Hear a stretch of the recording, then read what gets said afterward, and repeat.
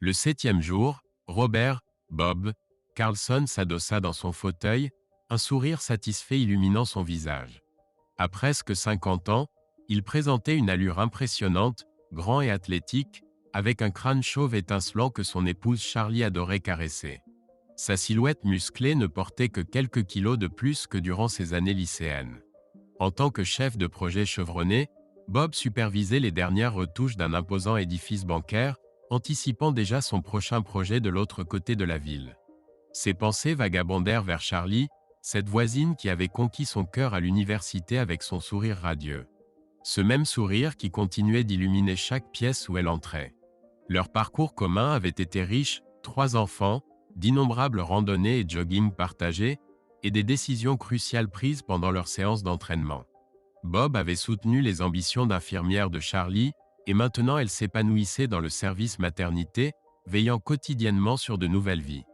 La fierté l'envahit en pensant à leur progéniture. Ted, 23 ans, faisait déjà sensation comme enseignant dans un lycée difficile. Greg, 21 ans, perfectionnait son talent pour le dessin technique à l'université. Les 2 garçons avaient hérité de la carrure athlétique de leur père, restant actifs par le sport. Pour compléter le clan Carlson, il y avait Chelsea, 18 ans, le portrait craché de sa mère dans sa jeunesse, cheveux bruns, yeux chaleureux, et ce sourire contagieux. Tandis que Bob méditait sur sa famille, il ne pouvait s'empêcher de se sentir béni par la vie qu'il avait construite avec Charlie. Chelsea, fraîchement diplômée du lycée, aspirait à l'école d'infirmière. La jeune fille était déterminée à perpétuer la tradition Carlson de prendre soin des mères et des nouveau-nés, comme sa mère. Bob se détendit, un sourire satisfait s'épanouissant sur son visage. Il s'en était bien sorti, maison remboursée, dernière voiture achetée content.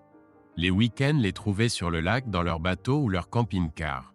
Charlie n'appréciait peut-être pas la pêche, mais toute la famille s'amusait à fendre les eaux en ski nautique et wakeboard. Leur épargne était solide, fonds d'urgence bien garni, retraite prometteuse. La retraite se profilait à l'horizon. Et maintenant, leur noce d'argent. Les enfants préparaient une belle célébration, amis, famille, tout y serait. Le sourire de Bob vacilla un instant. Si seulement ses parents avaient pu voir comment leurs petits-enfants avaient grandi. Ce maudit accident, il y a 15 ans, chassant sa mélancolie, il réfléchit au cadeau d'anniversaire. Il avait plaisanté à propos d'une cuillère en argent pour que tu puisses prétendre être né avec, ma chérie. Charlie avait ri, menaçant de poser avec juste pour lui. En réalité, il lorgnait des services à thé en argent. Charlie adorait par-dessus tout recevoir ses amis avec élégance. Une seconde lune de miel était aussi tentante. Les choses avaient été différentes dernièrement, du côté de leur intimité conjugale. Bob l'attribuait au stress professionnel, peut-être à la ménopause. Mais 2 mois sans leurs habituelles étreintes passionnées, ce n'était pas leur genre. Pas depuis leurs premiers émois maladroits, il y a tant d'années. L'espace d'un instant fou, il se demanda si cette période d'abstinence annonçait une nuit d'anniversaire mémorable. Un homme pouvait toujours rêver, non? Se levant de sa chaise, Bob consulta sa montre. Charlie faisait encore un service de week-end, en sous-effectif comme d'habitude. Il admirait son dévouement, même si dormir séparément était pénible. Le pub l'appelait. 3 et Spence y serait bon pour rire, si rien d'autre. Bob n'était pas vraiment prêt à partager ses soucis intimes. De plus, une bière fraîche ferait du bien par une journée pareille. En franchissant la porte, il repéra ses copains installés dans un box au fond. Quelques inconnus les avaient rejoints, l'un d'eux tenant la vedette avec ce qui semblait être une sacrée histoire. Dans la pénombre du pub, Bob sirotait son whisky, le liquide ambré lui brûlant la gorge. Ses articulations blanchirent autour du verre en entendant la conversation à la table voisine. C'est comme prendre un bonbon à un enfant, se vantait une voix suave. Ses épouses esselées tombent à chaque fois dans mon piège d'homme mourant. La mâchoire de Bob se crispa. Cela pourrait-il expliquer les récentes nuits tardives de Charlie à l'hôpital? Cette pensée lui retournait l'estomac. L'étranger continuait, ignorant la présence de Bob. J'ai rencontré ma dernière proie ici même, un groupe d'infirmières prenant un verre après le travail. Un regard triste, et elles étaient à ma merci. Bob fit signe au barman pour un autre whisky, l'esprit en ébullition. Il avait besoin de garder les idées claires, mais la colère qui montait en lui réclamait du carburant. Si vous voyez comme elle me dorlote, se vantait l'escroc. Lui suggérer de se refuser à son mari était un coup de génie. Elle m'appartient, corps et âme. Quand l'étranger se leva pour partir, Bob aperçut son visage. Quelconque, hormis ce sourire suffisant. Messieurs, le devoir m'appelle. Mon infirmière va bientôt venir s'occuper du pauvre malade que je suis. Bob le regarda sortir d'un pas nonchalant, la fureur bouillonnant sous son calme apparent. Il salua ses compagnons de beuverie, puis le suivit discrètement. La filature le mena à un immeuble quelconque, où le scélérat disparut dans l'appartement numéro 4. Trouvant une alcôve ombragée, Bob s'installa pour attendre. Son téléphone pesait lourd dans sa poche, l'épreuve serait cruciale. Alors que des pas familiers approchaient, il leva l'appareil photo, son doigt flottant au-dessus du déclencheur. La vérité éclaterait au grand jour, d'une manière ou d'une autre. Sur une photo, ils s'enlacèrent puis s'embrassèrent avant d'entrer. Bob resta dehors, bouleversé. Tout ce temps, il avait espéré et prié que son être cher ne leur ferait jamais cela, à eux et leur famille, à leur union. Maintenant il devait faire face à l'infidélité de son épouse, nonobstant ses excuses, à la veille même de leurs noces d'argent. Debout là, observant l'appartement, il tenta de penser à quelque chose en argent, autre qu'un service à thé ou à café, qu'il pourrait offrir à son épouse volage. Il désirait quelque chose qui lui ferait immédiatement comprendre ce qu'elle lui avait fait subir. Ayant tout son temps, il considéra et rejeta maintes idées. Finalement, il opta pour quelque chose tout droit sorti du folklore occidental. Oui, cela lui ferait parfaitement comprendre ses sentiments. Bob surveillait l'heure. Si elle voulait rentrer à temps sans éveiller ses soupçons, elle devait se hâter. Comme si elle avait entendu ses pensées, la porte s'ouvrit et Bob prit quelques clichés supplémentaires du couple et prit tandis que Ron enlaçait tendrement Charlie avant qu'ils ne se séparent et que Charlie ne regagne sa voiture. Bob, épuisé, retourna au pub. Il était difficile de réaliser que le matin même, il était si comblé qu'il se comparait à Dieu se reposant le 7e jour. Il n'est pas étonnant que l'orgueil soit considéré comme l'un des péchés capitaux. À son arrivée au pub, Troy et Spence étaient toujours assis à la même table. Chacun avait une bière devant lui. « Et, Bobby, où étais-tu passé ?» demanda Spence. Bobby décida de se confier à ses amis proches. « Quand j'ai entendu votre ami Ron décrire sa dernière conquête, j'étais complètement stupéfait. Il a décrit Charlie jusqu'à son grain de beauté. Je n'arrivais pas à y croire. Vous ne pouvez pas imaginer comme il était difficile de ne pas me jeter sur ce menteur et le réduire en miettes. » Troy et Spence restèrent bouche bée. « Pas possible, pas Charlie, tu dois faire erreur, lâcha Troy. » Spence acquiesça. « Charlie ne ferait jamais une chose pareille. Elle ne te trahirait jamais. » Bobby secoua la tête. « Je sais, je le pensais aussi. Puis j'ai suivi Ron jusqu'à son appartement et j'ai vu Charlie venir à sa porte et l'embrasser quand il a ouvert. Ils sont restés longtemps et quand elle est partie, il l'a enlacée tendrement. Il fit une pause pour reprendre ses esprits. D'ailleurs, je ne vous ai pas dit que nous n'avons pas partagé de moments intimes depuis 2 mois. Je pensais qu'elle était simplement fatiguée, peut-être en période de ménopause, mais maintenant je sais que c'est parce que cet imbécile lui a demandé de s'abstenir avec moi. » Les amis commandèrent une autre tournée et commencèrent ensemble à élaborer un plan pour se venger de Ron. Leur première décision fut de rassembler davantage de preuves sur les vantardises de Ron. Spence pouvait aider pour cela. Il possédait une petite boutique d'électronique et avait accès à tout l'équipement nécessaire, caméras, enregistreurs et dispositifs GPS, pour prendre Ron sur le fait. Spence connaissait même quelqu'un qui pourrait s'introduire dans l'appartement de Ron et installer des caméras et un dispositif d'enregistrement à son insu. Après 1 heure de discussion, ils décidèrent de se revoir le lendemain, bien que ce soit dimanche. Charlie devait travailler, Bobby n'aurait donc pas à inventer d'excuses pour quitter la maison. La femme de Spence était en voyage pour le week-end et Troy était libre. Son mariage s'était terminé il y a plusieurs années et entre la pension alimentaire et la garde des enfants, il estimait ne plus avoir les moyens de fréquenter quelqu'un. Il ne voulait pas l'admettre, mais le stratagème de Ron avait son attrait, cependant Troy ne souhaitait pas blesser un autre homme comme sa femme l'avait fait. Ils terminèrent leur bière et rentrèrent chez eux.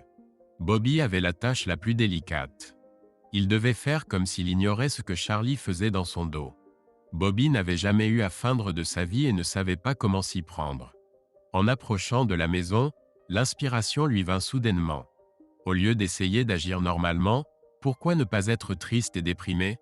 Il se détendit et ouvrit la porte. Son visage devait paraître bien affligé car Charlie le remarqua immédiatement. « Qu'est-ce qui ne va pas, chérie? On dirait que tu as perdu ton meilleur ami. » Bobby s'arrêta et regarda sa femme de presque 25 ans. Il douta soudain qu'ils atteindraient leur 26e année ensemble. Cela le rendit encore plus triste. C'était l'heure de sa ruse. « J'étais au pub avec Troy et Spence. Un ami commun, que tu ne connais probablement pas, a reçu de terribles nouvelles. Il est en phase terminale et n'a plus qu'1 mois à vivre. Il est déjà en soins palliatifs et souffre beaucoup. » Charlie s'approcha et serra son mari dans ses bras. Bobby se força à se détendre dans son étreinte au lieu de se crisper comme il en avait envie. Il commença à verser quelques larmes sur la mort apparente de son mariage. Cela l'aida à ne pas étrangler son épouse infidèle. Charlie crut toute l'histoire. Elle n'avait même pas réalisé que Bobby utilisait le diagnostic de Ron. Elle n'avait pas le moindre soupçon.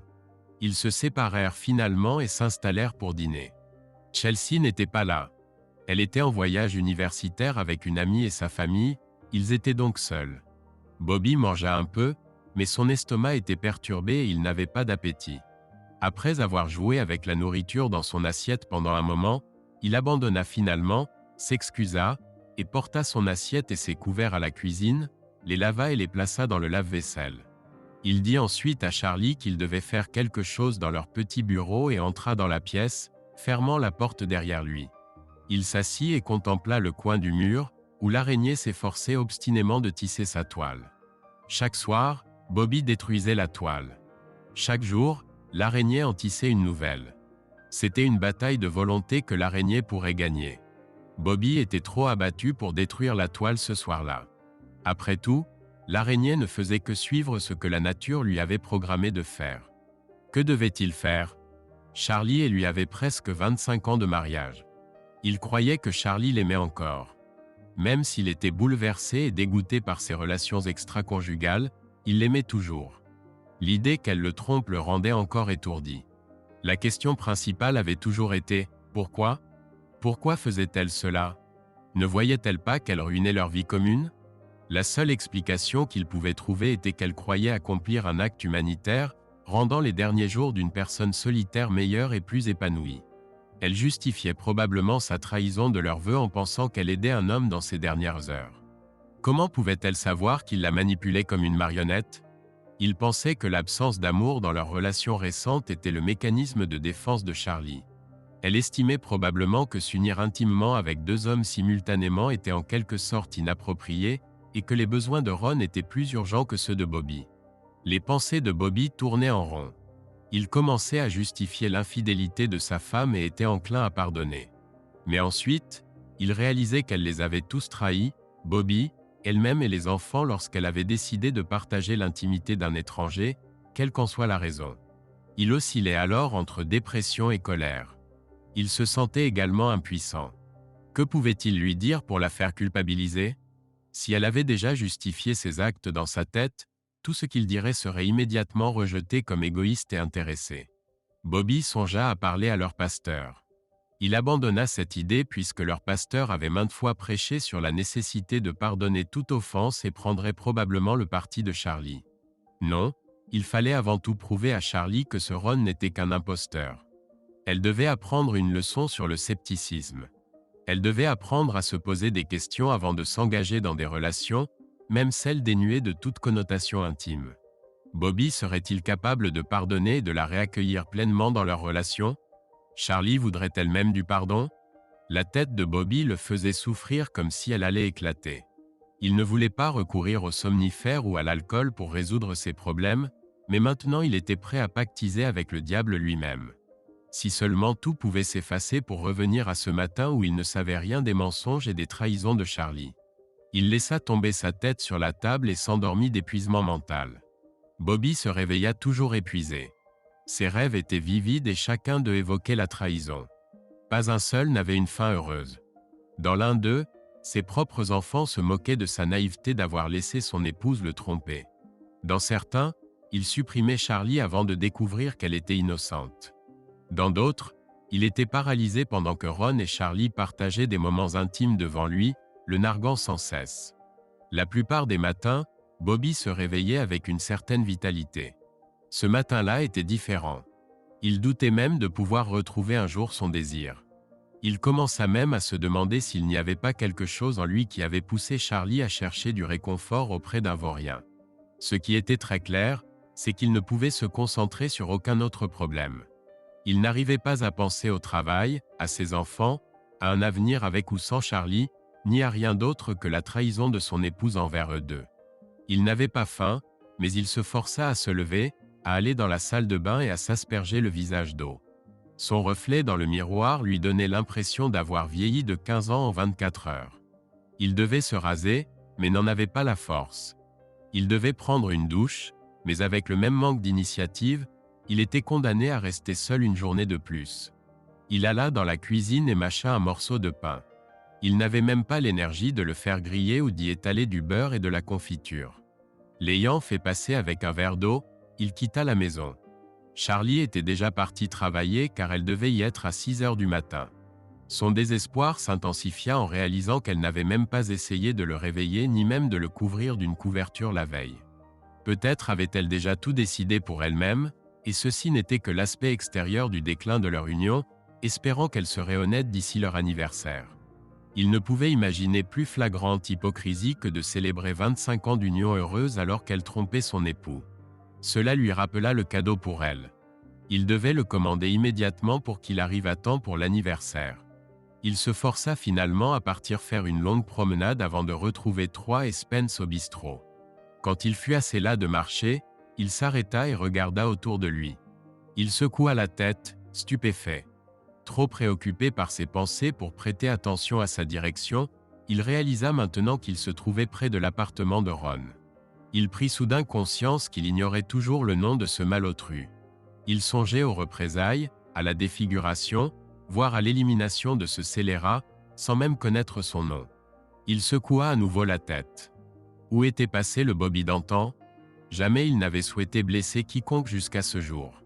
Maintenant, il désirait voir Ron recevoir une correction qui l'empêcherait à jamais d'user de sa ruse pour séduire une autre femme. Il voulait que Ron paye pour chaque époux ou compagnon qu'il avait humilié. Les femmes impliquées lui importaient peu. Elles méritaient tout ce que leur mari trahi, y compris Charlie, pourrait leur infliger. Il dirigea ses pas vers le bistrot et retrouva ses amis. En entrant, il vit Troy et Spence assis avec quelques autres hommes. L'un d'eux se retourna avant que Bobby ne puisse signaler sa présence et il constata que Ron était parmi eux. Bobby fit immédiatement demi-tour et quitta l'établissement. Il ne pouvait envisager d'être courtois envers l'amant de son épouse, particulièrement maintenant qu'il avait découvert son infidélité. Il espérait que Troy et Spence pourraient obtenir des informations importantes de ce fourbe. Bobby prit un taxi et se rendit plutôt au travail. Il tenta de s'immerger dans la paperasse mais se laissait trop facilement distraire. Finalement, il alluma la radio de bureau sur une chaîne de musique country et laissa les chansons sur la trahison et la douleur l'aider à supporter sa propre mélancolie. Il put alors se concentrer un peu mieux et accomplir quelque travail. Quelques heures productives s'écoulèrent avant qu'il ne jette un œil à l'heure. Un bref appel à Troy révéla que celui-ci avait vu Ron et donc ne les avait pas rejoints, et il apprit également que Ron venait de quitter le pub quelques minutes auparavant, mais qu'il semblait avoir fréquenté une autre femme ce jour-là. Bobby secoua mentalement la tête à cette nouvelle. Il se demanda tristement si Charlie serait bouleversé d'apprendre que son bien-aimé l'a trompé avec une autre femme, voire plusieurs. Cela pourrait être tout un spectacle de réunir toutes les conquêtes de Ron et leurs compagnons dans une même pièce et de laisser éclater la vérité. Cette pensée lui donna une idée. Il avait besoin de beaucoup d'informations. Bobby rentra en taxi. Il arriva quelques minutes avant que Charlie ne revienne du travail. Son apparence mit Charlie mal à l'aise. Elle commença à marmonner qu'il s'était négligé et qu'il avait besoin d'une douche et de se raser. Elle le réprimanda même légèrement pour avoir dormi au bureau la nuit dernière. Bobby ne put se contenir. « Pourquoi t'en soucies-tu maintenant? Tu ne semblais pas t'en préoccuper ce matin, de l'endroit où je dormais. Tu n'as pas essayé de me réveiller ni même de me dire au revoir avant de partir travailler. D'ailleurs, je doute que tu sois allé travailler. Peut-être rêvais-tu de quelqu'un d'autre et as-tu décidé de faire quelque chose. » Il s'arrêta pour la laisser répondre, mais elle resta muette. « Quant à dormir au bureau, peut-être préférais-tu dormir seule dans le lit. Tu n'as pas été très affectueuse ces derniers mois quand j'étais là. Je préfère dormir ailleurs vu tout l'amour que tu me témoignes. » Il se retourna et alla directement dans le bureau, fermant la porte et s'assurant qu'elle entende le verrou. Il s'arrêta et repensa à l'expression sur son visage lorsqu'il s'était retourné. Le choc était la moindre des choses qui se lisait sur son visage. Y avait-il aussi de la surprise et de la culpabilité? Si elle justifiait elle-même ses actes, ressentait-elle la moindre culpabilité? Il haussa les épaules et s'assit devant l'ordinateur. Il écrivit rapidement un courriel à 3 et Spence et l'envoya. Il songea à effacer tous ses courriels et même son historique de navigation. Si Charlie commençait à soupçonner qu'il était au courant de son infidélité, elle vérifierait son ordinateur pour voir ce qu'il savait. Il devait créer une adresse électronique fictive et n'utiliser que la tablette pour consulter ses courriels. Il s'en occupa immédiatement. Comme il n'avait pas beaucoup utilisé la tablette depuis qu'il l'avait reçue à Noël, il espérait que Charlie la négligerait et ne vérifierait que son ordinateur de bureau et son téléphone. Après avoir créé un nouveau compte, il envoya un courriel à ses amis concernant ses projets. Il décrivit également un plan qui serait mis en œuvre autour de l'anniversaire. Ils approuvèrent sans réserve. Ils répondirent que le nom de famille du scélérat était Reynolds et qu'il occupait un poste de directeur adjoint dans une société de vente par correspondance locale.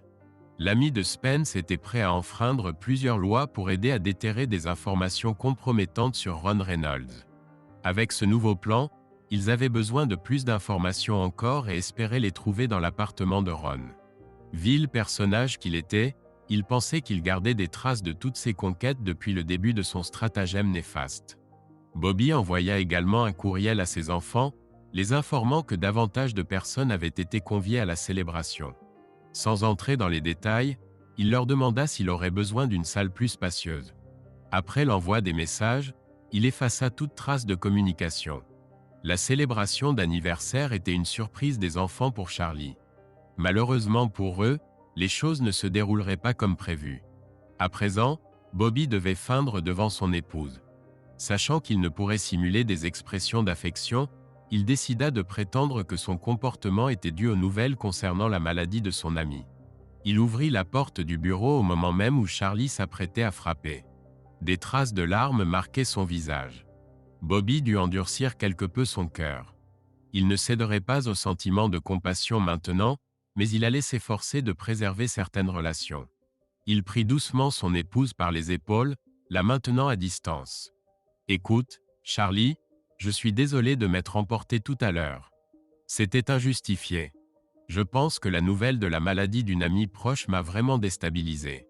Je crois que son diagnostic m'affecte profondément et que cela perturbe notre vie commune. Je sais que tu dois travailler un week-end sur 3, c'était prévu, mais tu travailles tellement que j'ai complètement oublié ton emploi du temps habituel. J'ai confiance en toi et je sais que tu travailles beaucoup. Je suppose que nos moments ensemble me manquent. On dirait que nous ne sommes plus en phase l'un avec l'autre et je ne veux pas que cela continue. » Charlie déglutit plusieurs fois. Bobby se demanda si elle allait avouer, mais elle choisit de ne pas le faire. Au final, cela n'avait plus d'importance. Elle finit par esquisser un léger sourire. « Tu as probablement raison, mais tout ceci m'a prise au dépourvu.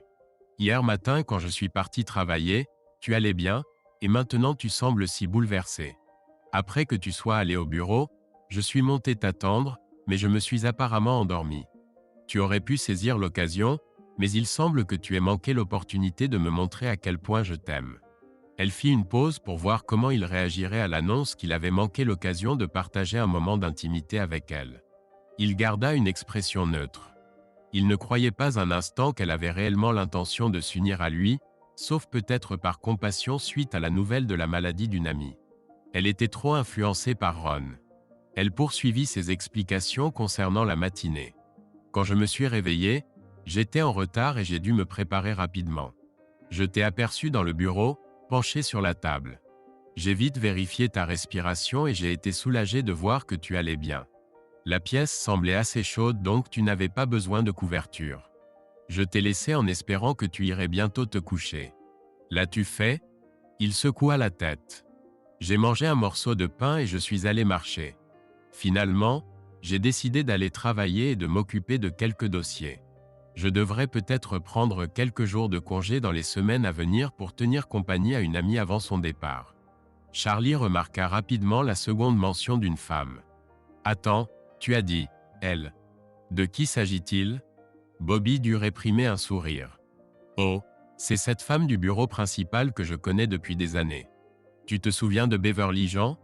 Je crois qu'elle avait autrefois un faible pour moi, mais maintenant elle est seule et mourante. Elle est venue me demander d'être son confident pendant cette courte période, et j'ai accepté. Charlie se souvenait vaguement de Beverly Jean qui travaillait dans une entreprise de construction. Si sa mémoire était bonne, Beverly Jean était une femme très séduisante réputée pour être une chasseuse d'hommes. Est-ce un diagnostic soudain? Elle n'essaie pas de te séduire, n'est-ce pas? Bobby éclata de rire à sa remarque. Quelle situation hypocrite! Elle l'avait trompé avec un misérable qui prétendait être mourant et voilà qu'elle accusait presque Bobby de la même chose. Il aurait presque souhaité connaître quelqu'un de mourant pour remettre Charlie à sa place. Non, ma chérie, elle n'essaie pas de me séduire. En fait, son désir a complètement disparu à cause de la chimiothérapie et de la radiothérapie. Elle est également si faible qu'elle peut à peine avaler de la soupe. Je dois parfois l'aider à manger. Peut-être que Charlie apprendrait quelque chose de sa description du traitement contre le cancer. Encore que, elle avait déjà eu des relations avec Ron, alors il était probablement trop tard pour s'interroger sur sa capacité à maintenir son désir tout en étant mourant. Bobby lâcha Charlie et se dirigea vers la cuisine où il commença à se préparer un sandwich. Il continua à parler de cancer et de mort, semblant accidentellement oublier de préparer un sandwich pour son épouse bien-aimée. En fait, il ignorait délibérément ses besoins fondamentaux. Il s'installa à table et commença à manger, continuant à discourir sur la chimiothérapie, la radiothérapie et la nécessité de traitements quotidiens, parfois hebdomadaires. Il avait trouvé toutes ces informations sur Internet la veille pour faire croire à Charlie qu'il avait réellement une amie ayant besoin d'aide. Alors qu'il en était à la moitié de son sandwich, Charlie finit par l'interrompre pour lui demander s'il lui en avait préparé un. Il tenta d'avoir l'air contrit et se leva lentement, prenant encore quelques bouchées avant de lui préparer un simple sandwich au jambon, uniquement du jambon et du pain, sans sauce, qu'il déposa devant elle. Il continuait à déblatérer sur la difficulté des traitements de chimiothérapie et la perte de cheveux causée par la radiothérapie. C'était un sujet dont Ron ne savait manifestement rien puisque sa tête était couverte d'une épaisse chevelure. Quand Bobby eut terminé, il débarrassa son côté de la table, lava rapidement sa vaisselle et son verre, et partit, laissant Charlie assise à table avec un sandwich à moitié mangé. Il lui annonça qu'il allait prendre une douche, s'efforça d'avoir l'air un peu moins déprimé et se dirigea vers la salle de bain sans même s'excuser. Il ne vit pas l'expression de totale surprise sur le visage de son épouse lorsqu'elle réalisa qu'il l'avait complètement négligée en préparant son repas express, n'avait rien fait pour elle jusqu'à ce qu'elle le demande, lui avait préparé un sandwich d'une simplicité rudimentaire alors qu'il mangeait habituellement des repas plus élaborés, et avait quitté la table sans un mot d'excuse. Au fond d'elle-même, elle savait qu'elle n'avait pas le droit d'être indignée, mais elle ne pouvait comprendre son comportement. Évidemment, cela ne pouvait être dû à ses récentes aventures puisqu'il n'en savait rien. Elle était encore assise à table devant les restes de son sandwich lorsqu'il émergea de la salle de bain des invités 20 minutes plus tard. Il était fraîchement lavé et rasé sous le menton, mais arborait toujours une barbe de 2 jours soigneusement taillée. Elle ne put s'empêcher de réagir. Elle avait toujours dédaigné les hommes barbus. « Pourquoi ne t'es-tu pas rasé complètement, Bobby ?» Il haussa les épaules. « Je ne sais pas, peut-être que j'ai simplement envie de bousculer un peu ma vie. Je ne peux plus faire pousser mes cheveux, alors peut-être devrais-je laisser pousser ma barbe. Ça pourrait me donner l'impression d'avoir un peu plus de testostérone. Beverly Jean aime les hommes barbus. Est-ce pour cela que tu laisses pousser ta barbe, même si tu sais que je déteste ça? » Bobby rit. « Je ne sais pas si Beverly Jean aime les barbes et je m'en moque. Je ne me suis pas rasé ces derniers jours car j'étais trop déprimé et j'ai simplement décidé, en me lavant le visage, que cela pourrait être un nouveau look pour moi. Je peux toujours m'en débarrasser à tout moment. Quant à savoir si tu détestes ou non, Tu n'as pas été assez attentive envers moi dernièrement pour que cela importe. J'ai été patient, mais suite à certaines découvertes récentes, j'ai décidé que je devais prendre soin de moi d'abord et ensuite m'occuper de ma famille. Que veux-tu dire par découverte récente? Tu parles du diagnostic de Beverly Jean? Cela, parmi d'autres choses, m'a fait comprendre que nos vies ne sont pas aussi sûres que je le pensais. Ce qui semble acceptable aujourd'hui pourrait ne plus l'être demain. Les choses que nous considérons comme sacrées ne sont que des mots sur du papier qui n'ont plus aucun sens. La confiance en autrui n'est qu'un écran de fumée menant à la souffrance et à la trahison. Bobby devait empêcher Charlie de réaliser qu'il était au courant de tout ce qu'elle faisait dans son dos. Mieux valait laisser mijoter tout cela. Charlie insistait toujours. Que veux-tu dire quand tu affirmes que la confiance est éphémère? Je suppose que ce que je veux dire, c'est que je ne peux plus faire confiance à personne. Quelqu'un de proche m'a trahi et je ne peux plus compter sur cette personne pour faire ce qui est le mieux pour moi ou notre relation. Charlie pensait clairement que c'était quelqu'un au travail de Bobby qui l'avait déçu. Que peux-tu faire avec cette personne? Peux-tu la licencier? Bobby émit un son de dédain. Si seulement c'était aussi simple. Non, je dois réfléchir très sérieusement à comment notre relation sera à l'avenir. La seule chose qui est certaine, c'est que je ne peux plus faire confiance à cette personne. Tout ce qu'elle dit ou fait sera sujet à caution. Devras-tu quitter l'entreprise? Si oui, que feras-tu? Je sais que nous prévoyons de prendre notre retraite tôt, mais pouvons-nous la prendre maintenant? Bobby secoua simplement la tête et se détourna. Elle était tellement inconsciente. Il n'arrivait pas à croire que Charlie ne pouvait pas voir qu'elle était celle en qui il n'avait plus confiance. Elle devait être une sacrée comédienne pour continuer à faire semblant. Elle prétend toujours l'aimer tout en le trompant avec l'ignoble Ron Reynolds. Peut-être avait-elle un dédoublement de personnalité. Une partie d'elle-même ignorait ce que l'autre faisait.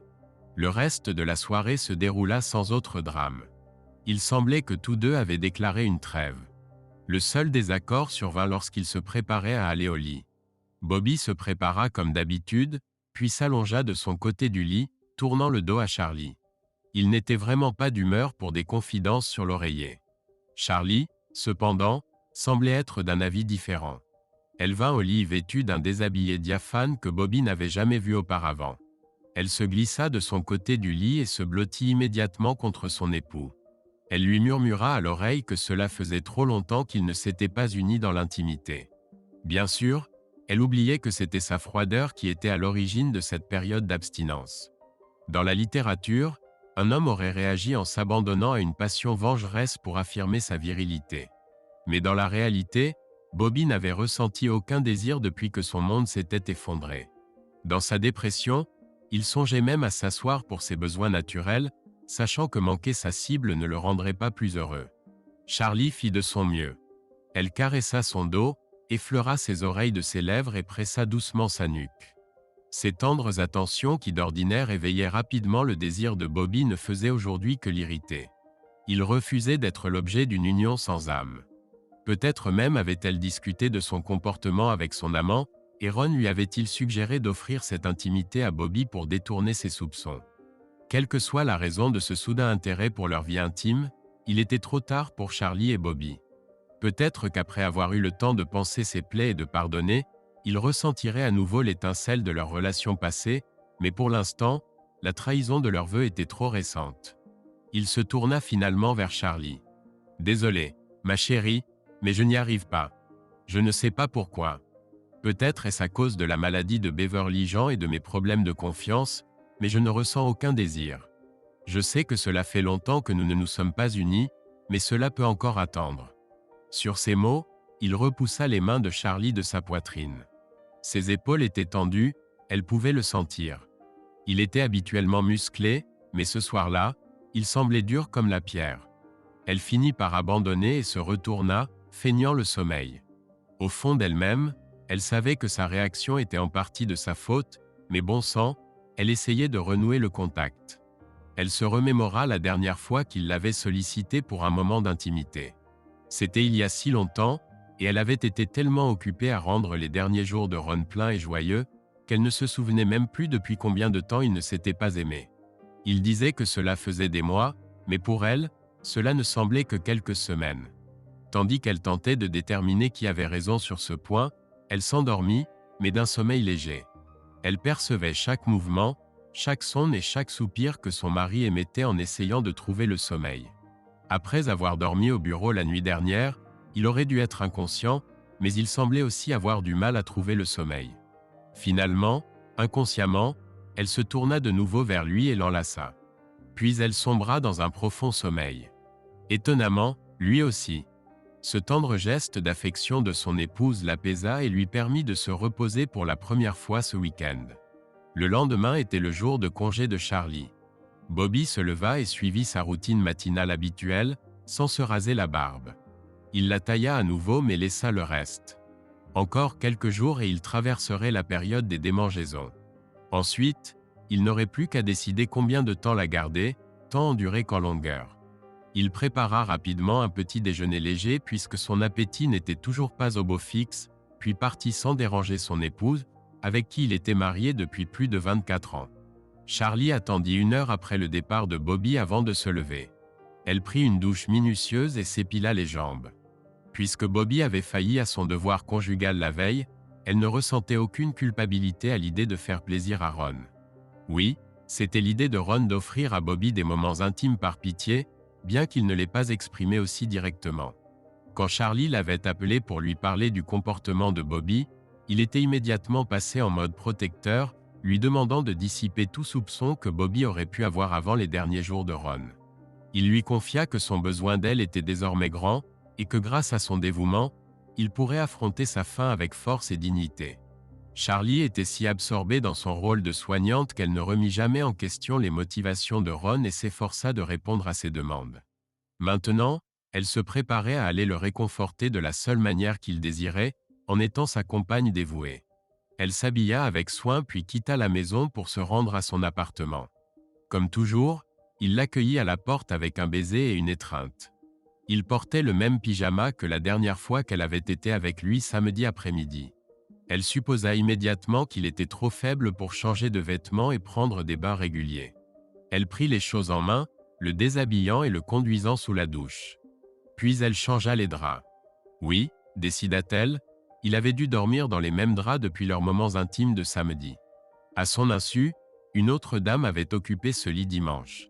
Après la douche, Ron lui dit que c'était rafraîchissant et que cela le rendait 100% mieux et plus fort. Peut-être avait-il besoin de quelqu'un pour l'aider quotidiennement jusqu'à ce qu'il ne puisse plus prendre soin de lui-même. Charlie accepta et se demanda si elle pourrait prendre un congé pour s'occuper de Ron dans ces derniers jours. Il ne lui vint même pas à l'esprit de demander s'il était en soins palliatifs ou s'il y avait même songé. À son insu, quelqu'un la suivait de sa maison jusqu'à l'appartement de Ron. Les observations étaient consignées dans un fichier informatique sur une tablette, accompagné de photographies. À l'insu des deux amants, pendant que Ron était au pub le dimanche à se vanter de ses dernières conquêtes auprès de ses amis, un ami de Spence s'introduisit chez lui et installa des micro-caméras à divers endroits, y compris dans les chambres et les salles de bain.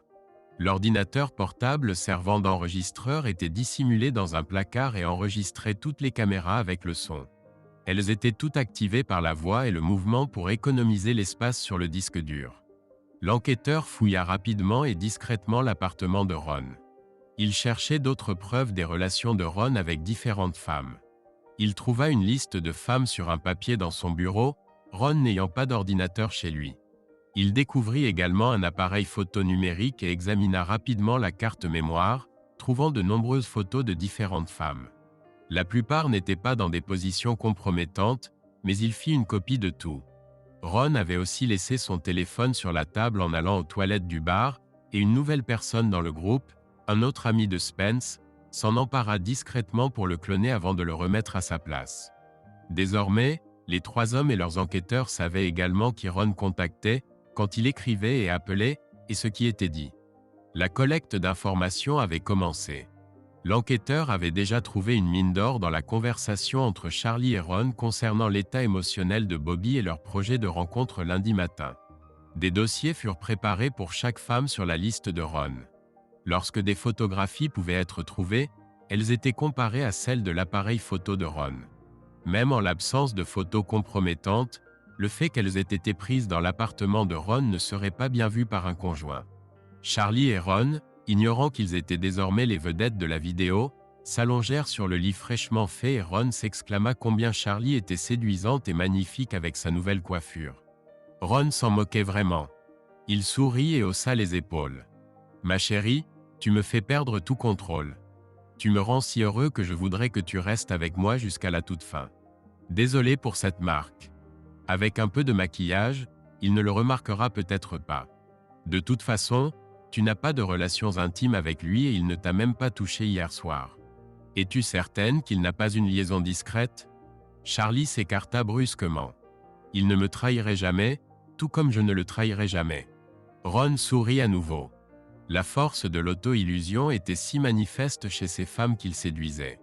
Elles se persuadaient tellement qu'elles ne faisaient que réconforter un homme mourant qu'elles justifiaient leurs actes, convaincus de ne point trahir leurs époux. Il l'apaisa et ils s'abandonnèrent à nouveau à leur passion. Après leurs étreintes, Charlie prépara un léger déjeuner avant de partir faire des courses pour sa maison et pour Ron. Elle revint ensuite préparer le dîner que Ron pourrait réchauffer le soir. Puis elle rentra chez elle, se changea et partit faire une longue promenade. Pendant ce temps, Bobby se rendit au travail et régla rapidement ses affaires courantes. Il appela ensuite Beverly Jean pour lui parler de Charlie et des possibles répercussions. Beverly Jean fut naturellement bouleversé d'apprendre son cancer terminal, alors Bobby prit le temps de lui expliquer sa détresse et ses sentiments. Tandis qu'il racontait à son ami les événements du week-end, l'émotion le submergea et il fondit en larmes, réalisant combien la trahison l'avait blessé. Beverly Jean supplia immédiatement Bobby de la rejoindre pour déjeuner afin qu'elle puisse le réconforter en personne. Bobby accepta et raccrocha. Après avoir retrouvé ses esprits, il traversa la ville jusqu'à un petit salon de thé réputé pour ses déjeuners, à quelques pas de leur bureau. Durant le repas, Beverly Jean approuva l'idée de Bobby. Elle en fit également part à son mari. En se séparant, elle espérait que Charlie et Bobby pourraient surmonter cette épreuve. Elle savait que ce serait difficile. Bobby retourna au bureau et vérifia qu'il ne restait rien d'urgent requérant son attention. Son assistante gérait les menus détails restants du projet. Sa vie professionnelle était bien ordonnée et, pour l'instant, prévisible. Sa vie personnelle était en ruine. Il s'assit et réfléchit à ses options. Il devait démarrer un nouveau projet, mais les phases initiales ne concernaient que le défrichage et les excavations avant le creusement des fondations. Sa présence n'était pas nécessaire à ce stade. Peut-être devrait-il prendre des vacances. Il ne s'était pas reposé depuis longtemps. Peut-être même emmener Charlie quelque part pour qu'il puisse renouer. C'était l'idée. D'une manière ou d'une autre, il devait reprendre le contrôle de sa vie personnelle. Il ne pouvait plus continuer dans cet état. Alors qu'il contemplait l'idée de s'évader un moment, il reçut un appel de Troy Davis, un vieil ami qui souhaitait mettre à jour les informations recueillies sur M. Cos Reynolds. Il compilait une liste des femmes qui auraient pu être récemment impliquées avec lui. Les partenaires significatives étaient également surveillés. Bobby espérait trouver au moins 5 ou 6 femmes qui auraient risqué leur relation pour des moments intimes avec Ron Reynolds. Quand Charlie serait confronté aux preuves de son erreur, il voulait qu'elle comprenne que d'autres avaient fait la même chose. Il voulait qu'elle réalise qu'elle n'était pas un homme mourant, mais qu'elle était simplement manipulée par un individu peu scrupuleux en quête de plaisir facile. Après avoir discuté de leurs problèmes communs, les deux hommes passèrent à d'autres sujets. Bobby mentionna que le bâtiment était presque achevé et qu'il songeait à prendre des vacances et à déménager. Troy approuva son évaluation de ses besoins personnels. Il ne serait utile à personne s'il devenait de plus en plus déprimé à cause de la situation que Charlie lui imposait. Troy se mit alors à parler de son entreprise. Il possédait une petite société de transport qui faisait principalement des livraisons locales. Certains de ses clients lui demandaient de prendre en charge des chargements importants et de voyager à travers le pays. Il avait quelques camions, mais pas assez de chauffeurs pour déterminer si ce serait rentable. Bobby comprenait son dilemme. Trouver de bons travailleurs qualifiés a toujours été un problème. Trop de gens allaient étudier des spécialités quasi inutiles et peu choisissaient les écoles techniques alors qu'ils étaient très demandés. Il se rappelait avec nostalgie son travail de chauffeur routier, généralement sur des petits camions mais parfois sur des plus gros, pendant qu'il gagnait de l'argent pour ses études. Soudain, il eut une idée. Et si je m'entraînais un peu et récupérais mon permis poids lourd? Je pourrais t'aider et m'éloigner d'ici pendant un moment. Troy rit. Je suis d'accord que tu as besoin de vacances, mais pourquoi veux-tu conduire un camion? Bobby répondit, ce serait une sorte de thérapie par le travail. Je m'éloignerai d'ici pendant un moment et tu auras un chauffeur temporaire. Et Charlie? Je ne pense pas qu'elle considérera un voyage en gros camion comme des vacances. Eh bien, avec tout ce qui se passe, je lui donnerai probablement une chance de partir en longues vacances avec moi. Si elle ne saisit pas cette opportunité, je monterai dans ton camion et je traverserai le pays pendant un moment. Si et quand je reviendrai, nous pourrons nous asseoir et décider de ce que l'avenir nous réserve.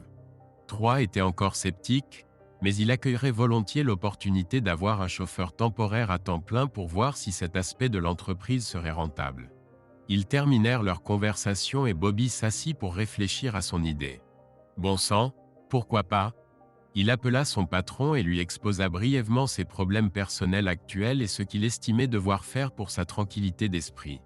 Ils élaborèrent un plan pour lancer le nouveau projet sans délai. Il passa le reste de la journée en réunion avec son assistant, définissant le travail nécessaire. À la fin de la journée, ils avaient un plan viable et bien que l'entreprise ne voulait pas risquer le départ de Bobby, ils donnèrent à contre-cœur leur bénédiction pour son congé. Bobby quitta le bureau en se sentant un peu plus maître de sa vie. Si rien de bon n'en ressort, il donnera au moins une dernière chance à son mariage. Il voulait simplement secouer Charlie et la faire admettre que ce qu'elle avait fait était mal. Rien ne pourrait avancer tant qu'elle ne l'admettrait pas. Peut-être que la thérapie conjugale serait la solution, mais elle devait d'abord reconnaître qu'elle avait nui à leur relation. Sinon, il pourrait s'éloigner pendant un moment et trouver sa propre guérison avant de passer à la prochaine étape de sa vie, tant personnelle que professionnelle. Sa fille Chelsea l'attendait à son retour. Elle était pleine de nouvelles concernant sa visite de plusieurs universités. Ils discutèrent des différents avantages et inconvénients. Chelsea penchait en fait pour aller dans la même université que Greg, son frère. Le campus était à 2 heures de route, donc pas trop loin, mais suffisamment pour qu'ils puissent se sentir comme des adultes prenant leurs propres décisions. Avoir les deux sur le même campus permettrait à Bobby et Charlie d'y aller sans être tiraillés entre 2 universités différentes. L'université était assez grande pour que Greg et Chelsea ne se voient pas tous les jours, mais leur permettait de se soutenir mutuellement en cas de besoin. Chelsea aborda ensuite le sujet d'une surprise pour l'anniversaire. Comment allons-nous cacher ce que nous préparons à maman? Comment allons-nous l'amener à la salle de réception sans lui dire ce qui se passe? Toute la famille sera là, et ce sera un indice quand vous entrerez. Bobby était confus. Il voulait dire à sa fille ce qui s'était passé pendant le week-end durant son absence, mais en même temps, fêter 24 ans de mariage était une raison de célébrer, après tout. Surtout que ses 3 merveilleux enfants attendaient avec impatience de célébrer cette étape importante. Il était également enclin à confronter Charlie devant sa famille et ses amis afin qu'elle n'ait pas l'opportunité de tourner la situation à son avantage. J'espérais que la désapprobation totale des autres l'aiderait à retrouver la raison. Il eut une idée. Tiens, puisque mon projet est presque terminé, pourquoi ne pas demander à mon patron de jouer le jeu et de prétendre que je reçois une récompense pour avoir achevé le projet dans les délais? Ainsi, nous aurons une raison de célébrer, et nous pourrons placer mes collègues à certaines tables quand ta mère et moi arriverons. Nous pourrions nous asseoir à la table de devant, face à la scène, pour qu'elle ne remarque pas la famille qui arrive, et ensuite nous pourrons lui faire la surprise complète. Chelsea bondit de joie en tapant des mains. Excellente idée, papa. Tu penses que ton patron acceptera? Eh bien, nous nous entendons bien, et j'ai effectivement terminé le projet dans les temps. Après tout, il doit juste accepter l'idée, et nous organiserons tout nous-mêmes.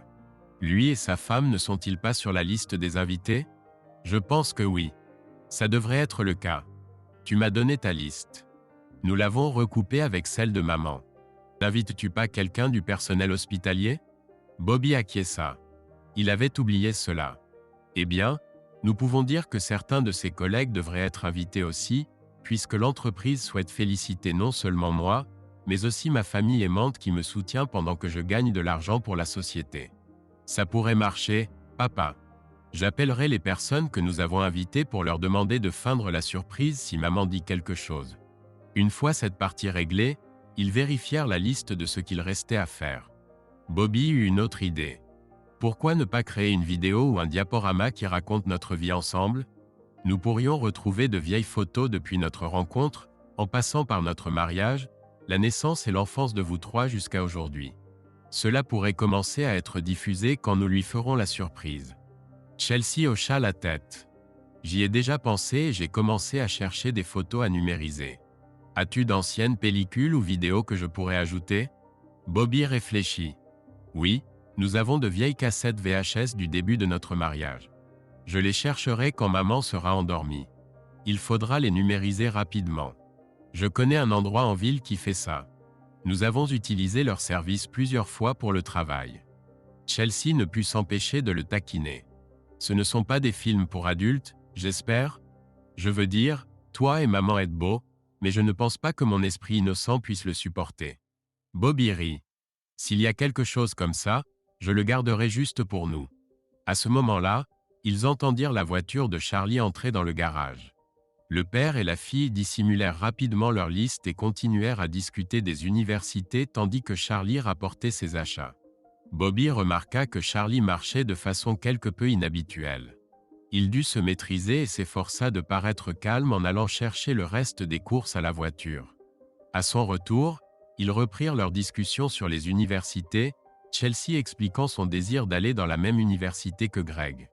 Bobby songea tristement qu'un divorce avec Charlie serait peut-être bénéfique, permettant aux plus jeunes de se soutenir mutuellement. L'idée d'utiliser la célébration d'anniversaire pour révéler l'infidélité de Charlie lui déplaisait, craignant que cela n'affecte sa relation avec les enfants, mais il voulait s'assurer qu'elle ne puisse nullement se justifier. Il espérait qu'avec le temps, les enfants comprendraient et lui pardonneraient. S'efforçant de sourire, il rejoignit les femmes de sa famille. Il parvint à oublier momentanément ses soucis pendant que Chelsea racontait joyeusement son week-end. Le dîner fut également une réussite. Durant le repas, il annonça qu'il recevrait une distinction pour ses services rendus à l'entreprise le 29 et que Charlie était convié à l'accompagner. Il avait déjà vérifié que c'était son jour de congé. Charlie accepta sans hésiter, mentionnant qu'elle devrait s'acheter une nouvelle tenue élégante pour l'occasion. Bobby se demanda si elle avait oublié leur anniversaire. Son anniversaire à elle tombait quelques jours avant leur anniversaire de mariage et elle n'oubliait jamais ni l'un ni l'autre. Si elle oubliait également celui-ci, ce serait une raison supplémentaire de désespérer de l'avenir de leur mariage. Le temps nous le dira. Fin de la première partie. Si vous appréciez cette histoire, soutenez-nous avec un « j'aime » et partagez vos impressions dans les commentaires. N'oubliez pas de cliquer sur la cloche sous cette vidéo pour ne pas manquer la deuxième partie. Merci.